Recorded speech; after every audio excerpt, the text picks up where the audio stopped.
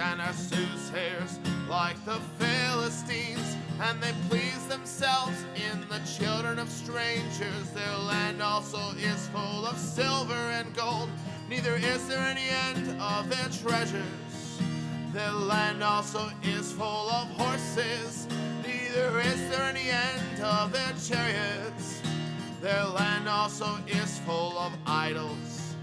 They worship the work of their own hands, that which their own fingers have made, and the mean man boweth down.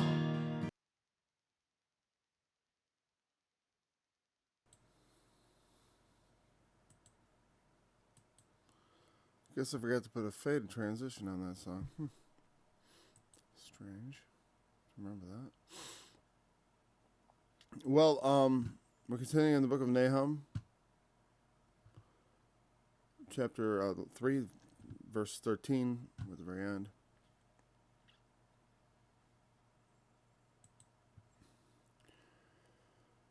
Behold, thy people in the midst of thee are women. The gates of thy land shall be set wide open unto thine enemies, and fire shall devour thy bars. You know, a lot of modern people would probably be offended at the whole women, what women can't be brave. No, women can be brave. They just usually aren't. And are not inclined to. And for good reason. Women are physically weaker than men. This should be no shock to anybody, but today it's like you say it and you might as well be, I don't know, blaspheming the Lord. Blaspheming the goddess. That she isn't as powerful as the man, as far as at least in physical, as far as for making war. I mean, come on. I mean, not that women can't be useful in the army and all that. I mean, like medics and, you know, here's the thing. I was watching a movie with my kids. And it was called Nitro Circus. It was like these people who, you know, like to jump motorcycles over flaming whatever and huge gaps and ramps and do flips in the air, and they're crazy. I mean, I wouldn't be interested in doing, well, I'd be interested, but I don't think I'd actually do anything like that. But, you know, they jump cars and stuff. I've jumped a car. Not, I mean, like, you know, a few feet off the ground, right? But, in their whole thing, there's only one woman, you know? And the thing is, do you suppose it's because they hate women and they won't let them do it because they're saying you're just a girl and you can't do this because we're going to hold you back and stop you? I'm telling you, it's not true.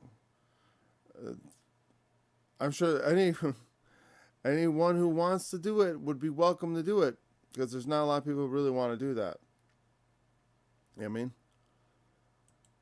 It's, but not a lot are interested in doing it. Not a lot of girls are interested in jumping cars over flaming piles of garbage or whatever. I mean, I don't think there's a lot of flaming stuff, actually. Whatever. Jumping semi-trucks over ramps and, you know, riding bicycles off buildings and whatever. It's not the kind of thing the ladies are really into. You know? And that explains why there's, you know, out of whatever how many dozens of guys who are involved with their little thing, there's only one lady involved. You know? Just like, you know, you might find a woman who's fit to be a soldier, who can hold her own in the midst of a battle with men. But that's going to be one in thousands. Most of them are not equipped. You don't, I mean, you know, an all-female army against an all-male army is going to be equally equipped. You know? I dare say an all-female army against an all-male army with the men all have one arm is still a bad match. Because it's a lot more than what one arm can do, I'll tell you that. There's a whole lot going on there.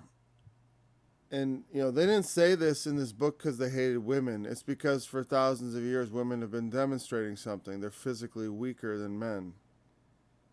You know what I mean? This is not something that was arrived at by society. This is something that just is. and society works around it, you know. It's not, soldiering is not a real fit occupation for a lady, to quite be honest. I mean, like I said, there may be a few exceptional ones. I'm not saying there ain't. And in today's modern military, there are a lot of roles, actually, that are suitable for women, that don't require tons of physical ability, you know. I mean, a drone operator, I don't know, I'm sure women could operate drones and kill people without any much trouble there, if they're interested. I mean, here's the thing, even in, like, they have video game sports, the men dominate that too. As far as the top players are all men, almost exclusively. And I don't know if that's a question of ability, because it seems to me we all have the same fingers. I mean, my wife beats me at tennis every time we've played. So, I don't know. I mean, what I'm saying? It's like dexterity and stuff like that. Men can be quite clumsy. And so can women, But, I don't know. As far as that goes, it might be just a question of interest. Not all of them are interested in that. So, but when we're talking about the difference between interest, when we're talking about making war, women are victims. They're victims. They're not victors. They're victims. When it says all your people are women, it's saying you got nothing left to defend yourself with. You know what I mean? The gates of thy land shall be set wide open to thine enemies. Wide open. No, when all you got left is people, because here's the thing, when the men start cowering, they might as well be women. It's not that men can't really fail. Oh, we do. And we become less than what our potential is, Not all men live up to the potential. There's men who are weak, inferior physically, and they can't fight. And, 5 in 10 women might be able to beat up on them. I don't know. They say actually that, well, the strongest woman is about as strong as maybe your middle to lower average man. Basically. Certainly, like I said, that if you're talking about soldiering, this is not even close. Meaning trained soldiers, people who have been accepted. In fact, they had I remember when they were talking about women in combat originally, they were like, there were so few that could pass the physical standards that we used to have, to get in. So you think they had to lower the standards to let the ladies in. I mean, that's to me like, come on. Oh, it's too, it's like, it's too hard. It's too hard. These are people who do the hardest things in the world. I want them to have people supporting them next to them who are every bit as good as they are. You know what I mean? So I really don't appreciate it. I don't appreciate, another reason I don't like equal rights and all that stuff is I don't appreciate people talking about, oh yeah, we're going to start drafting the girls. It's like, I have a daughter, I don't want her drafted. I don't want her serving in the military. Military is where virgins go to die. You know what I mean? It's just absolutely ridiculous. It's like, what nation can survive that sends their reproductive population? Because, eggs are precious, sperm is cheap. You can make up a lot of difference with. You don't need all the men in the world to keep the population going, but you need your women. And sending them off to the meat grinder is the most, I don't think we should just toss our sons lightly to the meat grinder either, quite frankly. We should avoid the meat grinder at all costs. But if you got to defend your nation, what are you defending exactly? Your government? No, you're defending the people back home. The home. The violation of your hearths and homes. Your wives and your children. If you don't have wives and children, what the heck are you defending? I guess mom Mom's done. If all the young people go off and get killed, there's nothing left to fight for. There's no nation for the future. At some point, I guess you throw it all in, right? Nineveh, and we're speaking still of Nineveh. Nineveh were the once proud, mighty city who subdued nations, reduced to cowering women. Men shouldn't cower, they should stand up and fight. Women got a reason to make themselves look as unthreatening and small as possible because they're not threatening. I think that's something as I see in movies. Like there's all this. They're always trying to. There's this weird thing where they try to make it seem like everyone's holding the girls back. You can, don't let anyone. It's like nobody's holding them back except probably their own interest. And they're not interested in. There's not 50% girls jumping motorcycles over gaps and flames. There's not half of them aren't women because just so few women are interested. And same thing with skateboarding, all those extreme sports. It's like girls are just not into it. Nobody's holding you back. I never once, I'm a very old-fashioned guy, but my daughter wrestles. I never told her, you can't do that, you're a girl. Actually, I didn't even ask her if she wanted to do it. I said, you're doing this. There was no, actually, I talked to my mom, should we make her do it too? And she's like, yeah, let's make her do it too. I require them to do it. I know other dads that require their, and not necessarily even conservative, but require, they have a daughter, they want her to learn Brazilian jiu-jitsu or something, similar type self-defense, combat, physical ability. Because there's no reason as a girl you shouldn't be at your top ability, at the top of your ability. You've got everything going against you. But here's the thing. It's the same thing I told my sons. I don't want some bum. I told my sons this. I don't want you to be walking down the street some evening and some out of shape bum comes out of a bar and makes you, or starts punching you or whatever. Man, it's and you're so incompetent with your body. You're so unskilled. That you don't even really know how to just defend yourself from them. I'm saying you gotta beat anybody up, but you should be able to disable them and prevent yourself from being injured. You know what I mean? Same thing for my daughter. I don't want her to be vulnerable to some bum who wants to try to take her purity from her. Or, or whatever, or whatever. Trying to force, to be able to use a bit of force. So at least they've got to try. So girls should become as strong as they can. I do believe that because men are much stronger. And that's the thing here's the thing, I'll tell you this. So I learned about muscles, that to do something to someone requires a lot more strength than to resist it being done to you. Meaning, if I'm going against myself, right? I'm not going to be able to win an arm wrestling contest because I'm going against the exact same amount of muscle. But the thing is, it's it takes a lot of effort, even if someone isn't as strong as me, to overcome their strength, to make them give way, requires a lot more. A lot of times those contests involve people getting tired out also. That's stamina.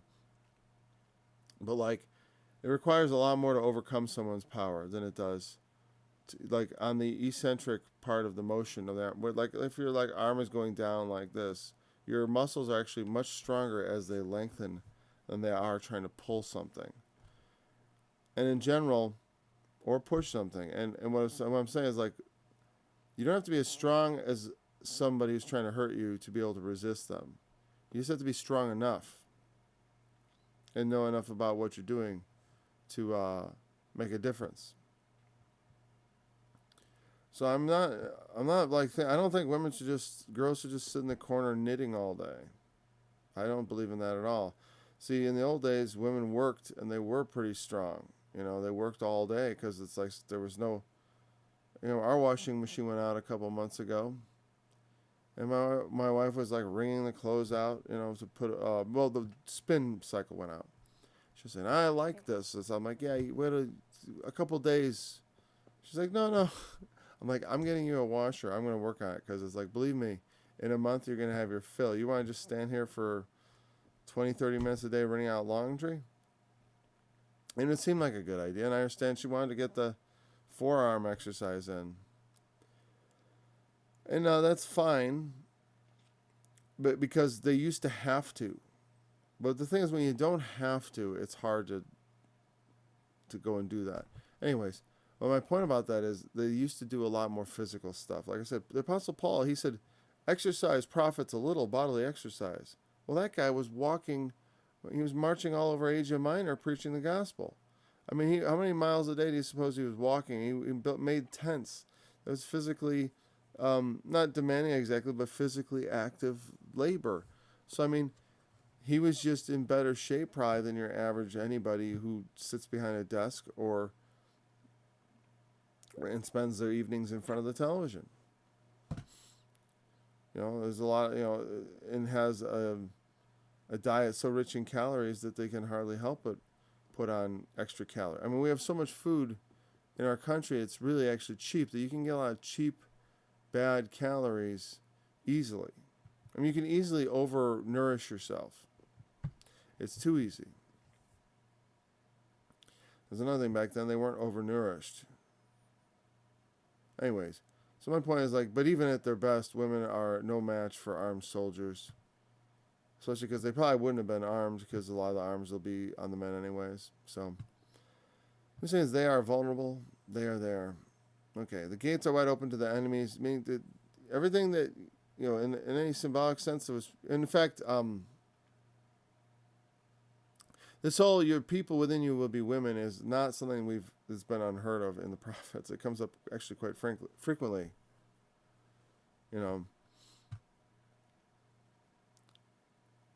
But the gates will be set out wide open to the enemies. I mean, the symbology of gates is, I could go into it, but actually I don't think this is very symbolic. I mean, this is literally they're being left wide open. Well, I guess if you apply it symbolically, in a spiritual sense, it's a very easy understanding. It's like the way in, the vulnerable point. It's like all your vulnerability is exposed. Just like when it talks about uncovering your nakedness, like discover your skirts upon your head. That is actually the analogy of discovering your skirts upon your head and uncovering the nakedness and all that is very much parallel to this idea of gates being open. You know what I mean? Gates are, in fact, this may even be the inverse, where he's saying the people in the midst of you are women. Now he's referring to the men and the women, meaning they're all afraid, they're all helpless. The gates of thy land shall be set wide open to the enemies is also an analogy for things like being raped and stuff, as far as like the sacking of the city. Like I had a DVD I got years ago about a documentary called The Rape of Nanking. Nanjing or whatever, I forget how you say it in Chinese. But, they use that idea of rape as an analogy for sacking a city. You know what I mean? So the analogy of discovering skirts upon the head and also of the gates being set wide open are parallel with each other because it does indicate the same thing. The idea of open gates, the gates should be shut. The way into the city needs to be barred. But that's not going to happen here. The bars of the city the gates of the land shall be set wide open. The fire shall devour thy bars.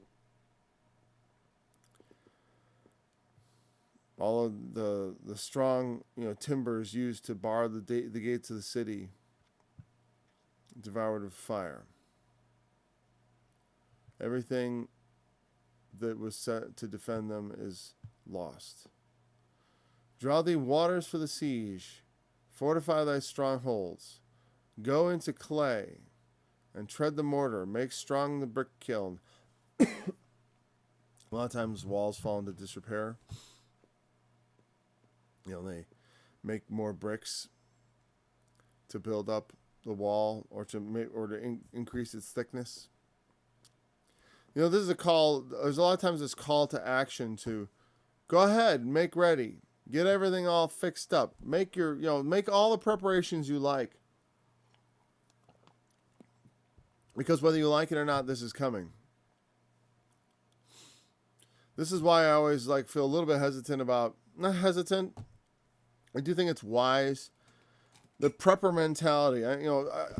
A few months ago, what was it, a year ago? I forgot. At some point in the recent past, I discovered the proliferation of preppers on YouTube, which was interesting to me because I never actually seen their channels where they tell you how to prep, and I was watching some of that because I've always been interested in it. Not because of the Great Tribulation, not because of what I'm afraid God might do. That is not why I would consider that ever. I just consider it in case of human events, which are very light. Here's the thing, if the Lord doesn't return, human events are much more likely to return, meaning we haven't left history necessarily. They've been telling you you're living in the end times, and people are acting like it. And I wonder if the idea that we're living in the end hasn't affected Americans to a great degree. Well, though people have believed it for a long time. I don't know. Personally, I think if you think you're living at the end, it ought to be like, oh, I should get ready. And even if you believe in the rapture, which I don't, but if you do, it doesn't have to make you fat and lazy. You know what I mean? And I don't think it necessarily does, though some people could use it as an excuse.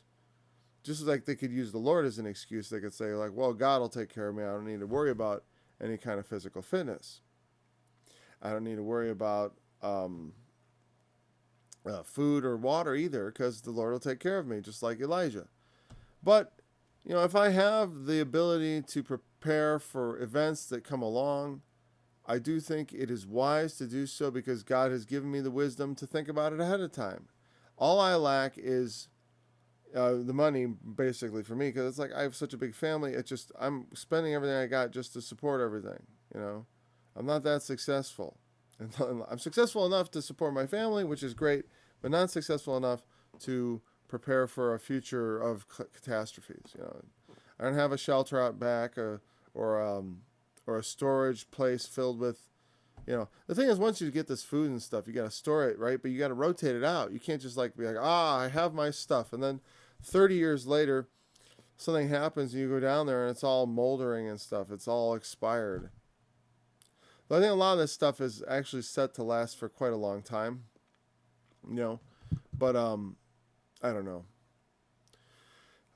Maybe the mice got to it. It's like you come down. I haven't checked it in years, and all of a sudden it's just covered in mice and rats or something. Obviously there's ways to seal out those creatures. But I don't know. I'd want to make sure of that if I was going to trust in my little storage facility. Anyways, I don't have anything like that. I didn't even have a couple of survival buckets. I've looked at those too. Right? But there's a sense in which when the Lord decides to punish the world, he sort of taunts them saying, get all your fresh water, draw waters for the siege, fortify your strongholds, right? Get out the clay, start, tread the mortar, meaning, prepare the stuff that's going to seal the bricks together. Make more battlements, make the wall thicker. Repair those little spots that have kind of, begun to weaken. Strengthen everything. Do your best. It won't make a bit of difference. You're not gonna escape this. Doesn't matter how much you prepare. You're done. Sometimes that happens. It's like I said, I was watching a movie with my kids. It was over a year ago. But it was The Road, right? And it's this post-apocalyptic world. And at some point, the guy and his son stumble across this shelter filled with food, right? They find this shelter and it's just loaded with food inside. And you think, where's the guy who put that away? He never got to use it because, you know what? On the first day of the huge disaster, whatever, he got killed. And there's no, returning to claim all your goodies. And they sat there waiting for someone else to stumble along and find them. That's like the story of the guy who built the bigger barns in the book of Revelation, in the Gospels. I think it's actually Luke. I think so, yeah. He had, he said, hey, I'll build myself bigger barns, and I'll have a place to store all my goods. I'll have stored up for the future. And that night, a voice came to him saying, thou fool, tonight your life will be required of you, and whose shall be all those things you laid up for yourself that belong to other people? It's not really, you can't keep anything. You can't preserve your own soul alive. That's why you have to make peace with God. If we don't have our lives set straight with the Lord, it doesn't matter what we do. Our retirement plans, our apocalyptic plans, whatever we set in store for the future is going to go poof in a puff of smoke, and all the best laid plans of men often go astray. There are always things that intervene. There's always the unexpected. That's what I trust the Lord for. I do work out, and I encourage my kids too. They do. My wife. I try to stay physically fit because I know I can do that. It doesn't cost me anything. There are other things I'd like to do that I can't because I can't afford it, right? But I do what I can afford to do, and what I got time to do, I do it. I do what I can and what I know could be done to make things, if I want to survive something that's coming up, or if I want to serve God. What if God came to me and said, Paul, I need you to, let's say there's no gas at some point. I need you to go over to the town 30 miles away or 100 miles away. Would I be physically able to walk that distance? I want to be able to. I don't want it to be like, I need to find somebody else to serve me because Paul is not ready. I want to do what I know I can do to prepare to serve God. It's like I said about the rapture. It's like just because the rapture is coming doesn't mean, I don't believe it is, but let's say you do believe it, right? You should still think, my body is a living sacrifice to the Lord, and the sacrifice of the Lord should be perfect, without spot, without blemish. The body that I'm offering up to God, the life that I'm offering to God should be the best life I can make it. Meaning when I die, I want to die in a healthy way. Financial means it's barred. That path is closed. I can't go there. So I try to do whatever I can do where the path is open. And I'm a physically healthy, normal person. There's no reason I can't maximize that. And so when he says this call, it's nothing wrong with preparing, but it is a taunt against those whom God has already pronounced judgment on. Make all the bricks you like. Make all the mortar you like. Fix up that wall all you like.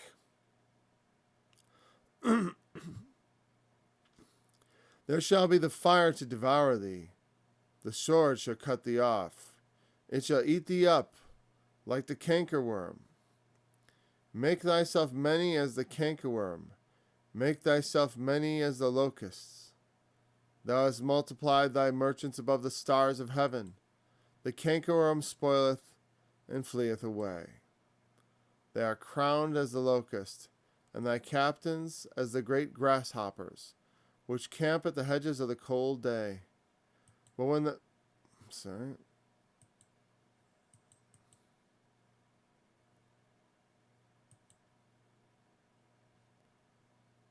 But when the sun ariseth, they fleeth away. Or they flee away, sorry. And their place is not known where they are.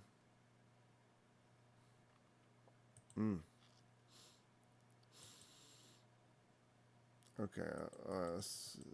These three verses kind of go together, right? Hold on a second. Oh, it's piping hot. That's great. I often forget about it. Okay, so the sword should cut the... you can prepare all you like. But the fire is going to devour, and the sword will cut you off. It shall eat you up like the cankerworm. There's an interesting shift in analogy here. First it says, the fire, the sword, and the fire are going to eat you up like a cankerworm.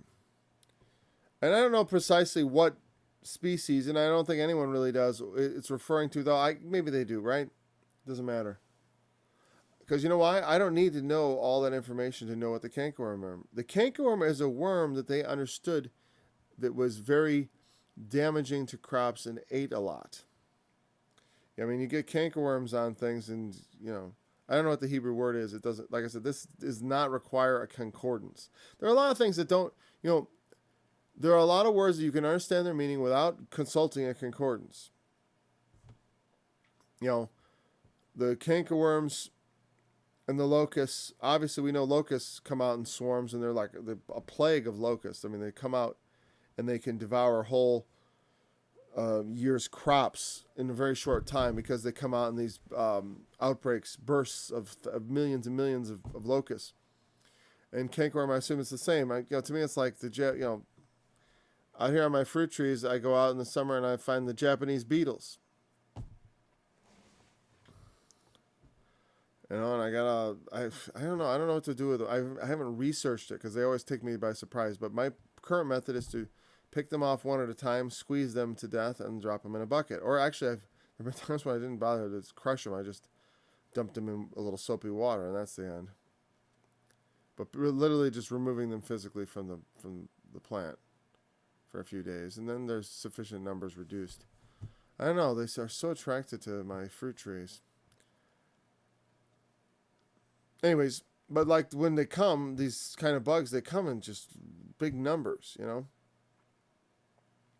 And saying the sword is going to come to you like the cankerworm, devouring. You know, there are certain worms that devour and destroy crops that are exceedingly destructive in that regard, right? He's saying the sword will be that to you. But then it says, it speaks, I believe, back to Assyria, though. Make thyself many as the cankerworm. I don't think he's talking to the fire and the sword. He's talking to them. I think he's saying, he's taunting them again. You know, he's saying, make the walls big, this, that, the fire and the water, or the fire and the sword shall devour you. And of course, if we look at the book of Revelation, the Lord Jesus, there's a sword that goes out of his mouth that devours his enemies. You know, the remnant were slain with the sword of him that sat upon the horse, with sword proceeded out of his mouth, and all the fowls were filled with their flesh. When Jesus returns, he has out of his mouth there goes a sharp sword, that with it he should smite the nations, and he will rule them with a rod of iron. I'm he that hath the sharp sword with two edges. The word of God is quick and powerful and sharper than any two-edged sword. Those are a bunch of scriptures I'm just quoting.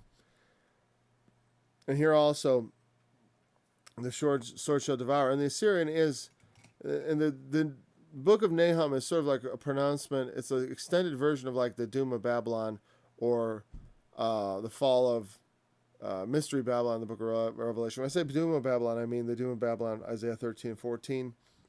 Or it's another look at Revelation 17, 18.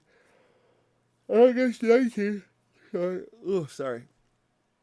It's an older prophetic version of the same idea. It's the fall of God's enemies. And, you know, there we also had the merchants multiplied, and they all multiply. And, you know, and these are the things, it's like the multiplying of merchants is a multiplication of commerce and prosperity. And people think that because we're prosperous and rich, we have all, you know, a lot. It's a little scary, you know, because our country is so wealthy and powerful, and we have definitely become overconfident. I mean, we still are very powerful, still are very wealthy, but that doesn't mean you can't be brought down. You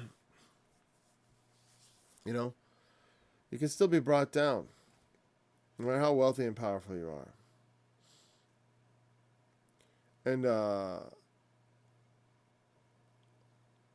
it's just, okay. But but people who live in that wealthy, powerful situation, they begin to think like they sort of live in like this dream. It's like, the fact that people are in all this weird, like the current civil rights struggle has all to do with people's behind closed doors behavior. They want, they do things behind closed doors that they want to tell everyone about in public, but nobody wants to hear about it. So they're angry, so they want to make everyone accept it, basically. They want to be able to publicly declare their interest in weird things, whether it be, there's all kinds of weird things.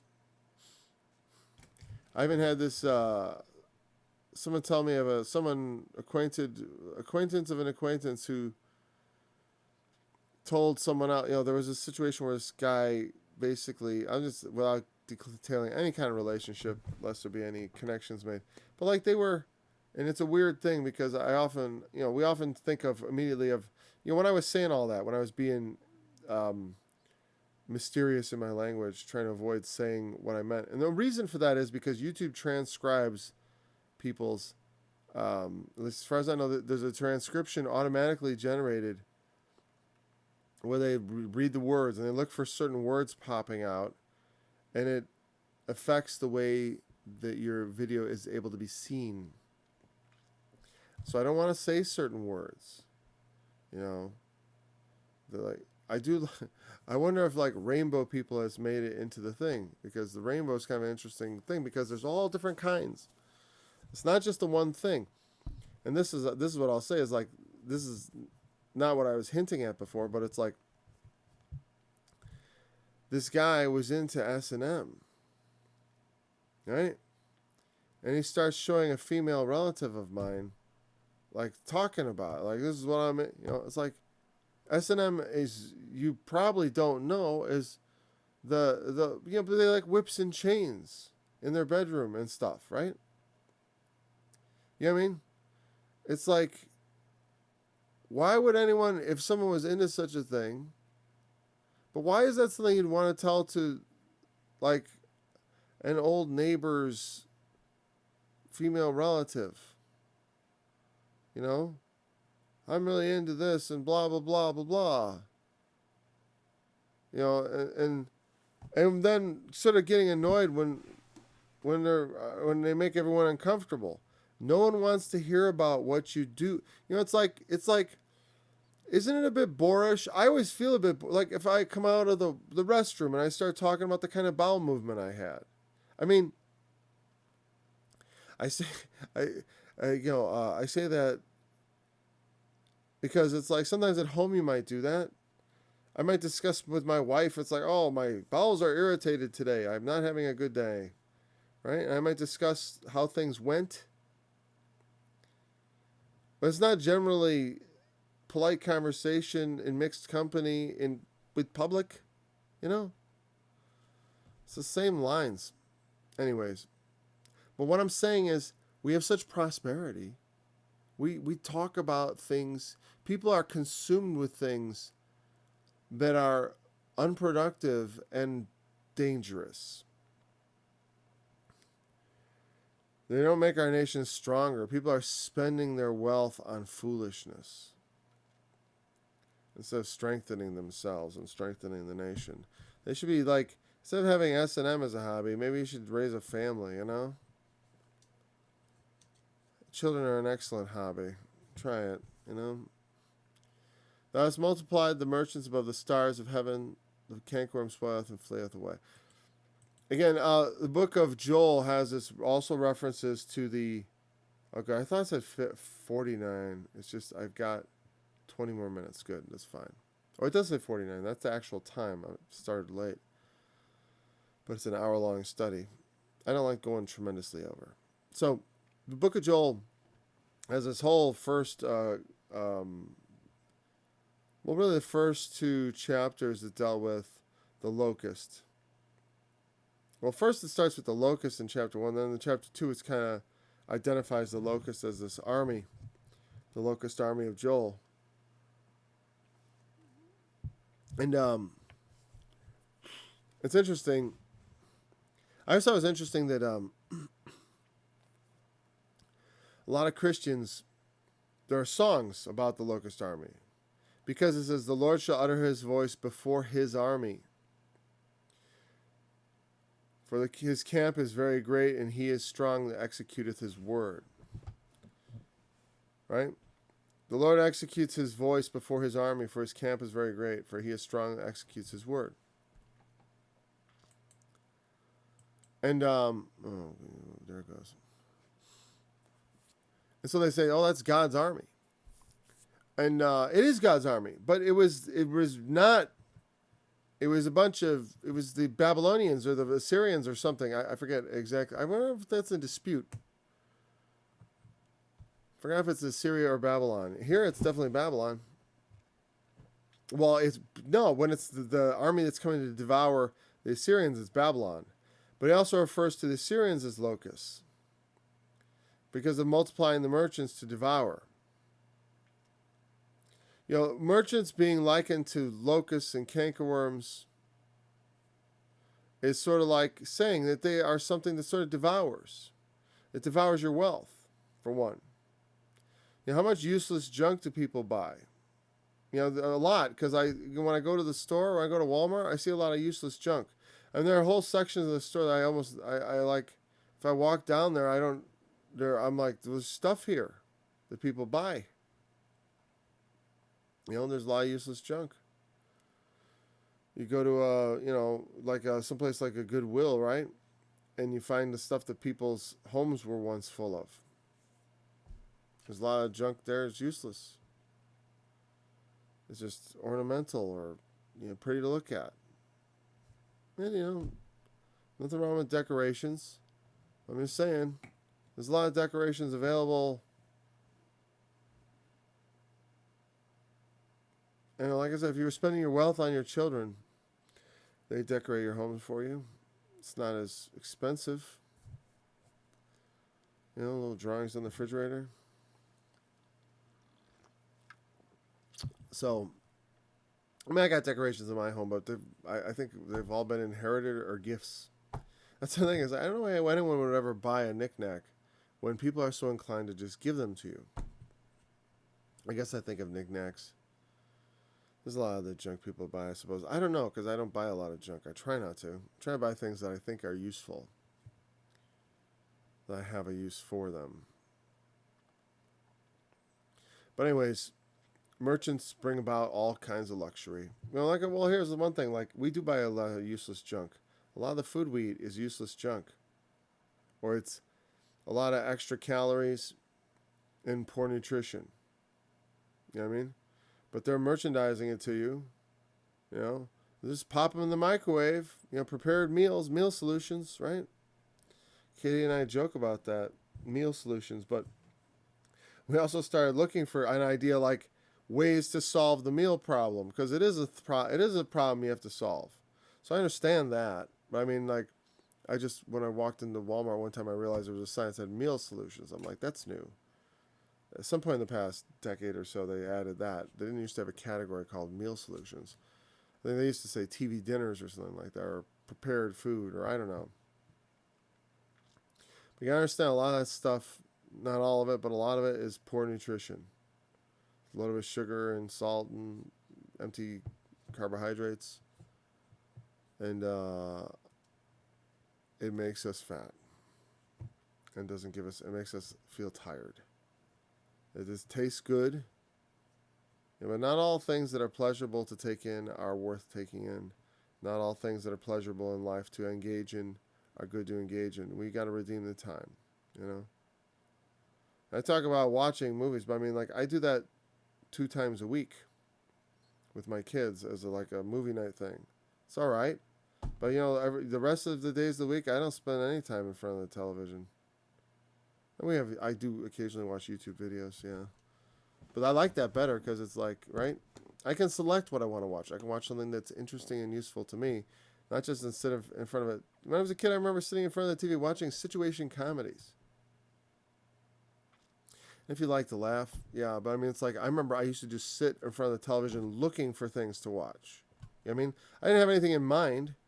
I just like wanted to sit. I wanted to engage in the watching TV thing, and I was looking for anything.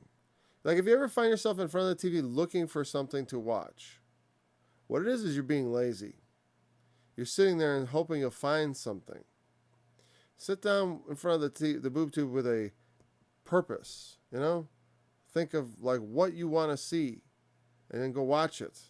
That's the way to use that thing. Don't just sit there hoping you're going to find something interesting. Because at that point, you're basically saying, I just want to do nothing and I want to be, have a plan. I don't know. That's my advice.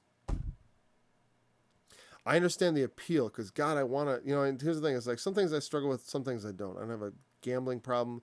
I don't have a problem with TV, really. But I do understand the urge. Sometimes I feel the urge. Like, I'd like to just, I see my kids kind of watching cartoons. I'm like, I want to just sit there and watch cartoons. I just want to chill out on the couch. After my school again. After school, I remember coming home and just sitting in front of the couch and you had nothing to do because you had no responsibilities because you're a child, other than maybe a few chores and your homework. And you thought that was a big deal. As an adult, I have almost no free time, which is strange. I go every day with like, I'm kind of like about to do something or just finishing something, which is funny. Anyways, so we're all busy little locusts, right? But careful what eats up your time, right? That's my take on the locusts. Though, I mean, I think the analogy for them is obvious. They've devoured, and now they're being devoured, okay? They've devoured like locusts. Their merchants were dealers in stolen goods very often. The riches of Assyria were things stolen from other kingdoms. Thy crown are as the locusts, thy captains as the great grasshoppers. Now, when he says this, it's different, though. First, he starts about, like, basically, here's the thing, is that, like, a lot of the stereotypes of the merchant, and, part of the problem of, like, with anti-Semitism and stuff is people have gotten this, like, they associate the Jew with the merchant. But the idea of the merchant as this sort of bloodsucker is an old idea. Because some people don't like merchants, but it's in the blood of humanity. It's the way we look at people who, for a long time, the way people looked at people who were just traders. Because what do they come, they trade and stuff, and then they're not part of the society. They go on, especially back then. It wasn't. Nowadays, you just have things shipped around. I mean, you can be a merchant from just, I've seen it, people trying to tell you can get rich on Amazon, buying stuff, and then you can have Amazon ship it to people and blah, blah, blah, blah, blah, whatever. There's all these ways in which you can be a trader of goods without actually leaving the comfort of your own home. Right? But it's still a bit of you still have to get out there and do things. And just like then, you had to get out and do things. You had to go. And so you're saying the merchants, you multiply the merchants, but they come, they spoil, and they flee away. I mean, they come get their profits and they go. They come sell and buy and trade, and then they get out. They're not part of you. You have all these merchants and stuff, but in the end, when all that stuff, when the rumblings of war are coming and they all are gone, it's just you. And you have thy crowner as the locust. What is it, numerous? No, there's a different way in which you are like a locust. Thy captains as the great grasshoppers, which camp in the hedges in the cold day. But when it's cold out, they kind of hunker down in the hedges and hide. Because these animals need the warmth of the sun to get going. Grasshoppers don't hop on cold days. And once it freezes, they die. But they're camping out in the hedges when it's cold. They're hiding. But when the sun comes up, all of a sudden, boom, they're off and gone. And I think what it's saying is they're unreliable. At least now they are. I mean, maybe they were big boys before, big heroes in the wars and all that. But in the moment of truth, when Assyria is under threat, the Babylonians come and your captains are nowhere to be found. Your merchants are nowhere to be found. As I'm saying that, I'm like, oh, Revelation 18. The light of the candle shall be no more found at all in thee. The voice of the bridegroom and of the bride shall be found no more at all in thee. The voice of harpers and musicians shall be found no more at all in thee. The voice of the merchants calling out their wares, they're going to be gone. The kings and the captains, they're going to be gone. All that's going to be left is just the women. Not literally. It's saying thy people shall be women. And you're all going to be at the mercy of your enemies. The great captains with their crowns, they're gone. They're not gone. They threw their, because what happens is, there's, I'm trying to remember this. I forgot which king it was. I think it's in the book of Judges. But there was a case where one of the guy was, there's a battle and the king fled away dressed as a woman. They take their crown off, throw away their armor, get rid of their sword and their shield, and they put, this is what happens during defeats. You can bet when the World War II is over, the Nazis, they were ditching their uniforms. If you were SS, you were ditching it. Get rid of the SS uniform. Don't I want to know what you were doing?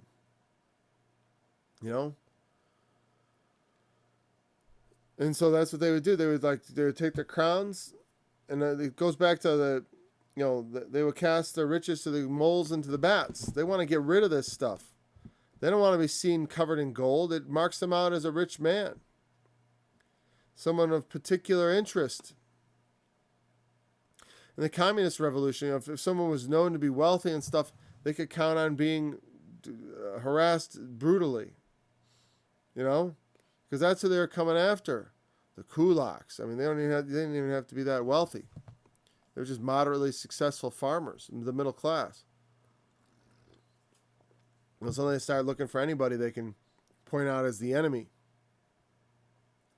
And, because it's rare that they would slaughter a whole population, but they're going to want to show the people their king.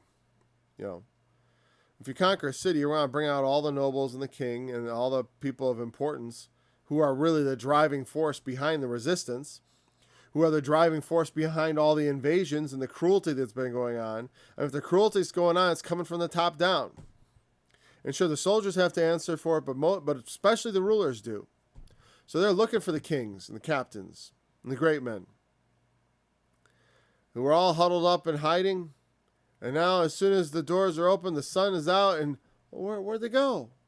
They're all gone. Nothing but us women. Nothing but us ladies here. Makes me think of something I was thinking of, all those comedy sketches that exist throughout history where they have the ugly older guy dress up in a wig and put lipstick on, and suddenly he's a beautiful girl. It's just meant to be funny because it's so ridiculous. But definitely men have done that to save their skins on many an occasion, to appear harmless and to hide who they really are. Nobody knows where they are. Oh, the king's not on his throne. He's not just waiting there for the armies to come. He's moving to save his life. Thy shepherds slumber, O king of Assyria. Thy nobles shall dwell in the dust.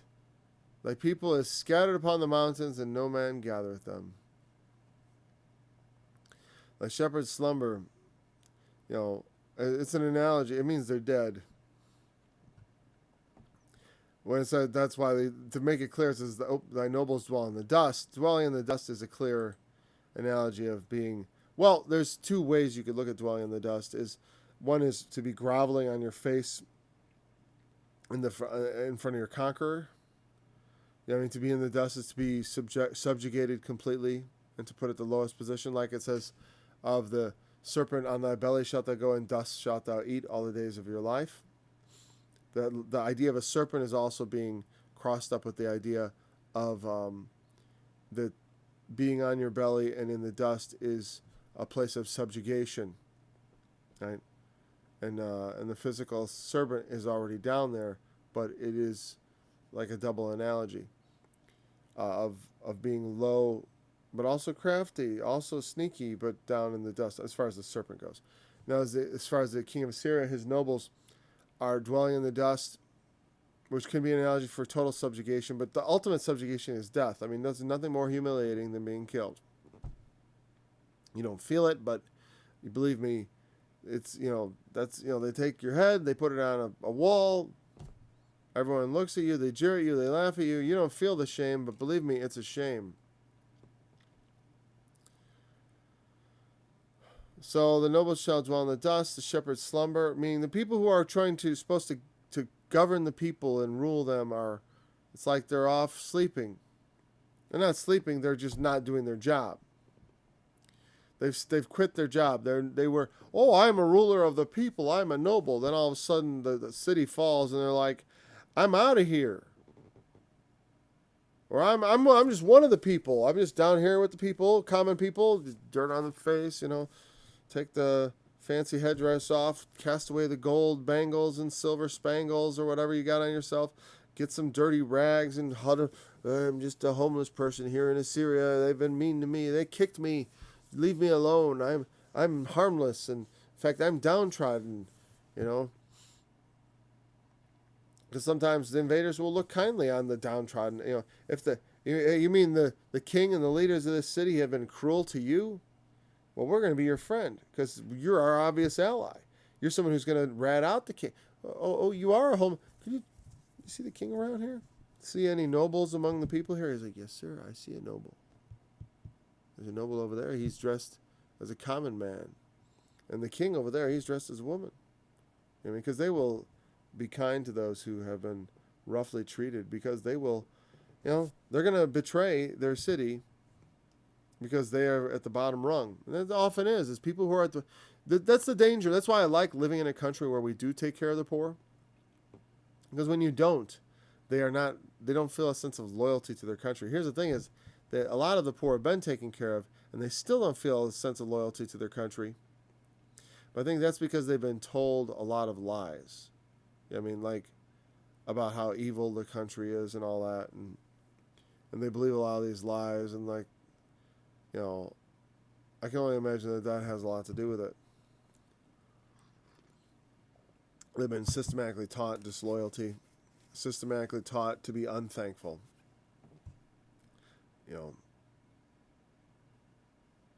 It's like you should be able to say, my ancestors were brought here as slaves, but I'm thankful. I've never been a slave, and nobody in living memory has been a slave. It's because, my ancestors were slaves. Some of them, somewhere, someone had to be. We all got slave blood in us because there's been so much of it throughout history. There's nothing to be bitter about now. Being bitter about it now is only going to hold you back and only going to weaken the nation you're part of. You know what I mean? When it falls apart, and here's the thing, you may feel like betraying the king and feel like a certain satisfaction in turning in wealthy neighbors, but in the end, you'll find it's not better for you.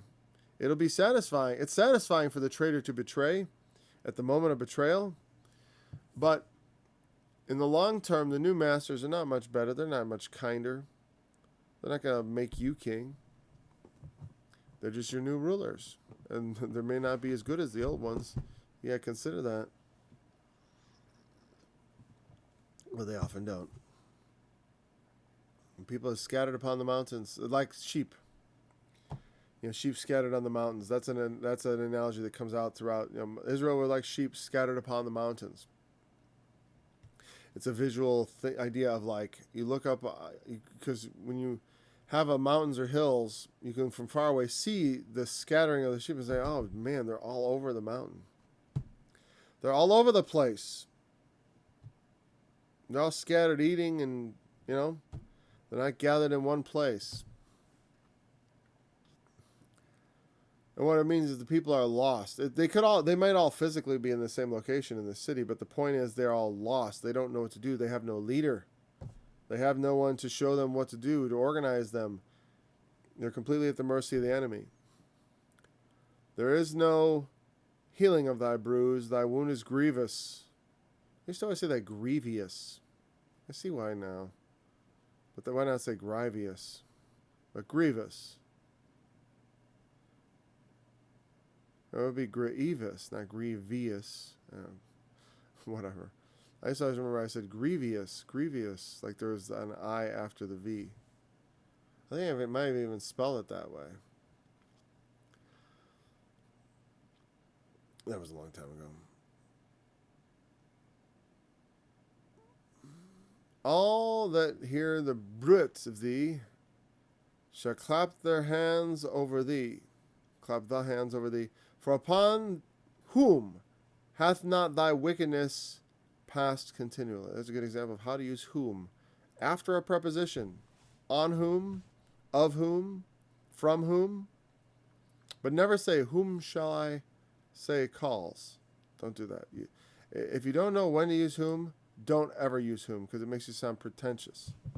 Even sometimes I know a lot about language, and I teach it to my kids as far as, like, I teach English, not just, like, normally. I mean, I teach them English grammar and stuff. And I know a lot about it. But I speak in a very common way, and sometimes intentionally. I know I'm doing it. Like, I like the word ain't, and I like don't got nothing, or what, you know what I mean? It's like, I do like colloquial speech. I like to speak in a very simplified way because I'd prefer it, actually. Sometimes it's hard because you think, I have such this perfect, precise word to use. A perfect, precise word to use in this situation. Right? And, or I could just say bad. You know what I mean? You know, I could say grievous, or I could say hurts a lot, or feels bad. You know, it's hard for me to pull the plug on using such nice words sometimes that fit. What does brut mean? Oh, that's not in my vocabulary. Brut. Let's find out. Well, I'm interested, actually. I'm going to take you along for a little trip down the internet real quick before we finish. Oh, we were over an hour. Man. How did I do that? All right. Whatever. I only had 6 verses, and I took it as... I don't think I took it slowly, honestly. I wasn't in a rush. That's what happened. Let's see if Google even knows what bruit means. Oh, I already saw. Oh, come on. I didn't mean bruit/com or whatever. I typed it in wrong. I try not to use Google, by the way. Oh. It means to spread a report. Or... I can't read that. Rumor. Spread... it's this... so... A report or rumor. Brut. Oh, so it's not bruit. It's the brute. That's interesting. I didn't know there was a homonym for brute. Like brute, like brutal. A big brute. There is brute, a brutal person, and brute with an I that means a rumor or report. But see, unlike a lot of the fancy words I use, I would never use this because it's technically archaic. But in medicine they still use it. A sound. Oh, a heart murmur is a brute. So a doctor would know what that means. Like a heart murmur? Probably something like that. Oh, there's a brute here. A rumor in the heart. Interesting. So that's what brute means. So there is no healing of thy bruise. Your wound is... Meaning the things that brought this all about. You know what I mean? You can fix your wall. You can draw all the water in you want for the siege. You can do everything you want to prepare. But there's no way to fix this. You know what I mean? And here's the thing. You know, that is always... That's a fear. If you believe in Christ, I don't want you to have that fear. This is God's enemies. Sometimes I've felt that. I felt like, you know what? I've screwed things up so badly that there's no fixing it. You know, I've messed up things there have been times in my life where I felt like I failed so badly and made so many mistakes that there was just no fixing it. There's no fixing it. And sometimes, and with man that may be true, it may be impossible to fix it. But with God, nothing is impossible for those who trust and love the Lord. But the Assyrians did not trust and love the Lord. They trusted in their own strength. They trusted in their own power. They trusted in their own brutality. You know, for upon whom has not thy wickedness passed continually? Their wickedness was especially the brutal way with which they ruled the conquered peoples they conquered. I want to use two different verbs. You know, conquered, overcome. That's what I mean. It's like, it's enough. Conquered can be said twice, Paul. Come on. We're not writing a novel here. All right. So there's no fixing it. All that hear the report or rumor of your fall will clap their hands over thee. And that's like this. How wonderful. How joyous. Ah. It's not just applause. It's like literally like, ah. People clap their hands in joy. Clapping of hands is always a good thing. You know, they don't hiss through their teeth. They don't sorrow. They don't weep. They're delighted to hear you fell because you are so cruel and wicked.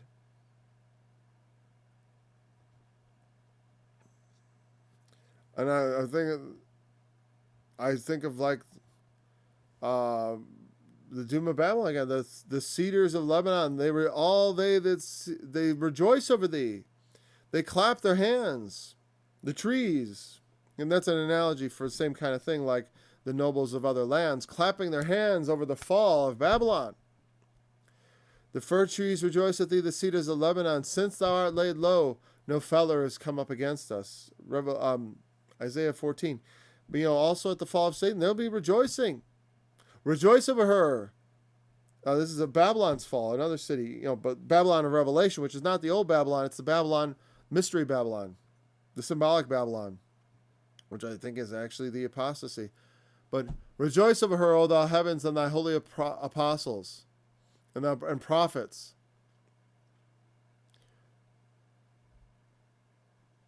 And thy holy apostles and prophets, for God hath avenged you on her. Is that where it ends? But when God avenges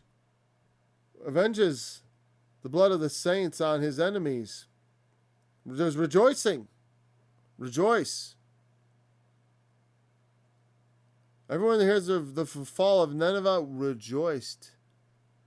Was happy to hear about it. The fall of God's enemies is a cause for rejoicing. I wasn't sure which one I wanted to say.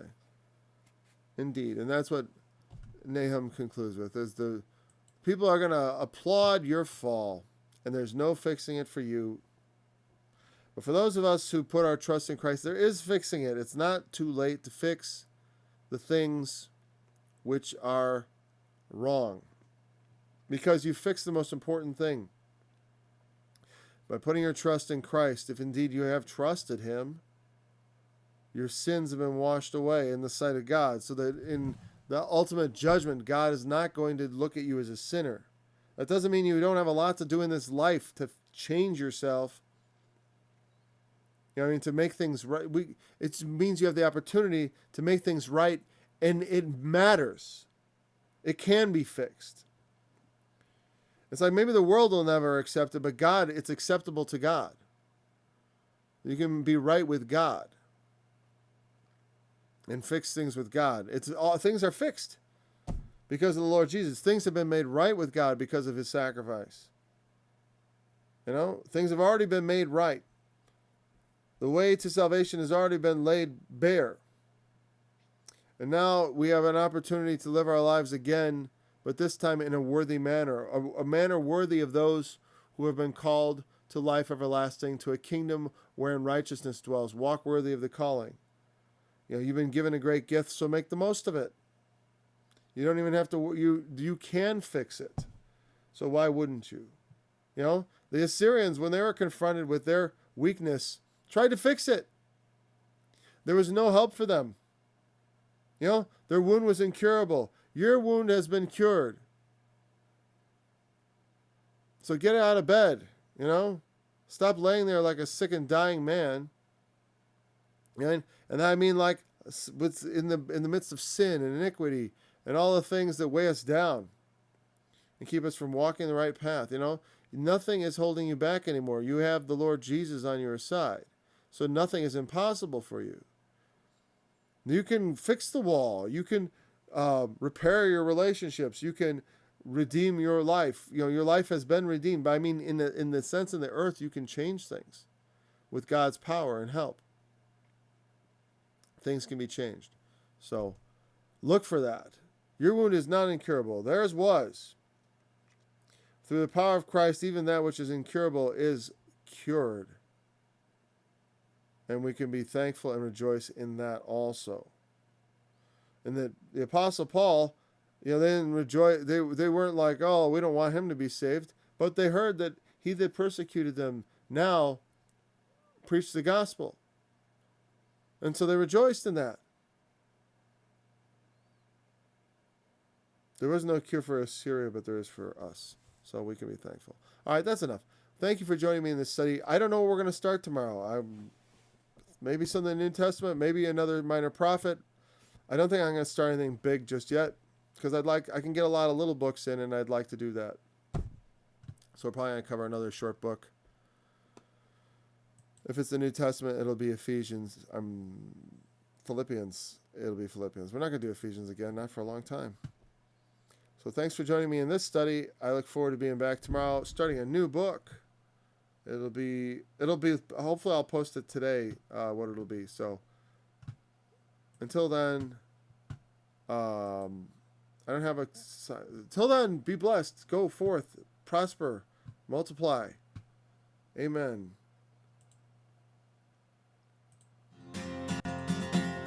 Enter into the rock. All right, not the right song. That's not a good choice. For fear of the Lord, for the glory of his majesty, the lofty looks of man shall be humble, and the haughtiness of man shall be powerful.